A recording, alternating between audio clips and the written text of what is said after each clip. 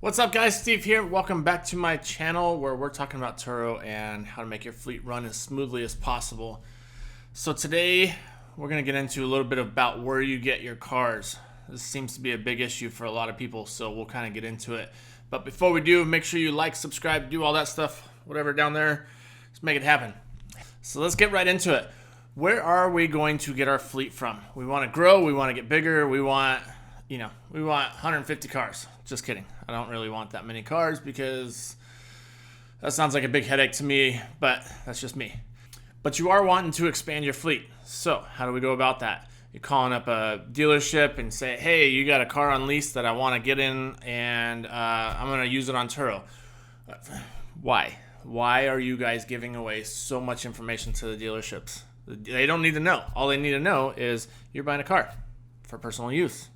Doesn't matter if it's commercial, Turo, whatever. This is a big thing for some dealerships. I won't name them specifically, but they are a no-haggle dealership that they will not sell you a car if they know that you're going to use it for commercial use. There's other places that you can go to. They really don't care. If it's a small mom and pops, they don't care. They just want to see the numbers. They want to see cars moving. If it is a lease, I'd be kind of hesitant with leases. I know some of them work very well. I know there's other hosts that do very well with leases.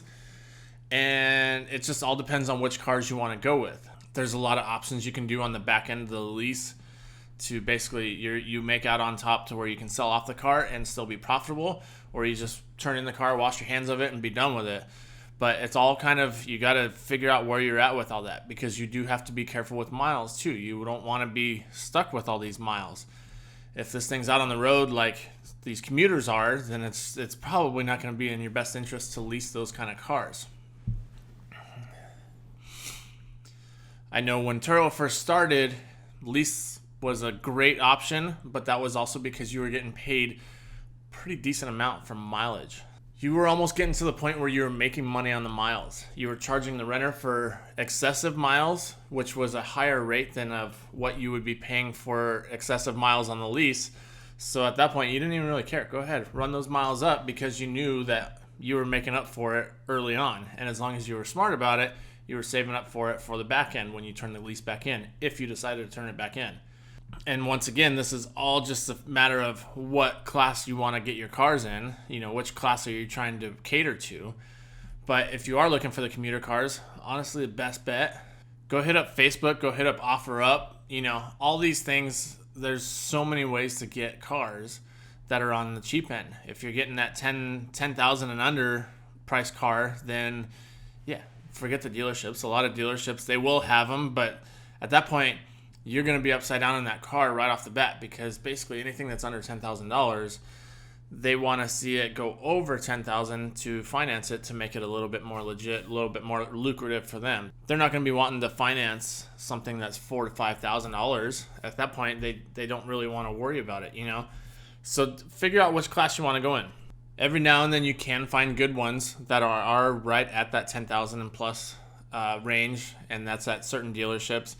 But like I said, you got to be careful with what they have written in the contract and what extras you're paying for. So just watch that when you're going into these dealerships. You're going to get a lot of add-ons when you're buying new.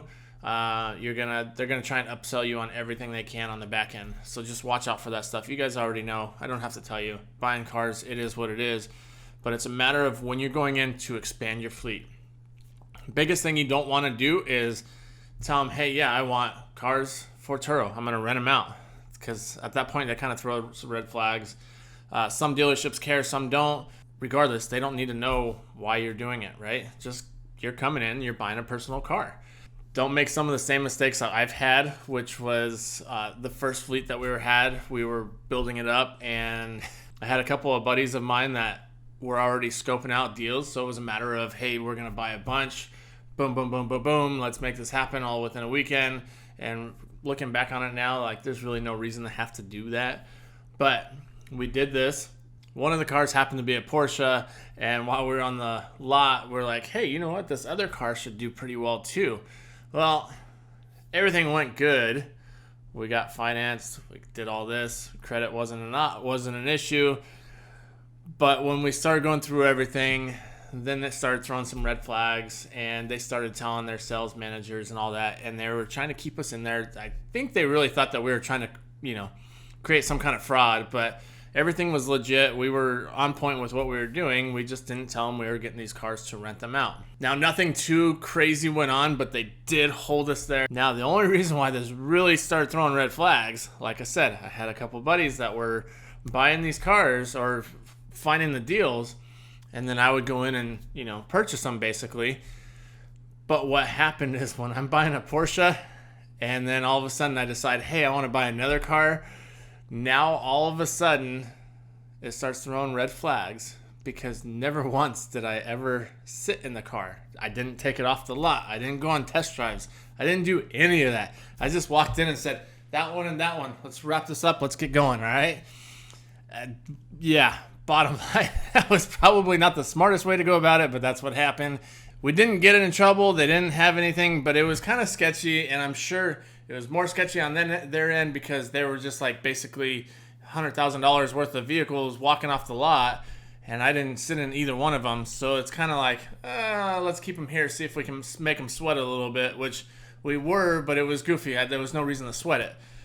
So it was just make sure, moral of the story, get back to when you're going to buy a car, even if you are finding deals, take them out on a test drive, actually get in them, go do what you have to do to make it as if you're actually buying these cars for yourself.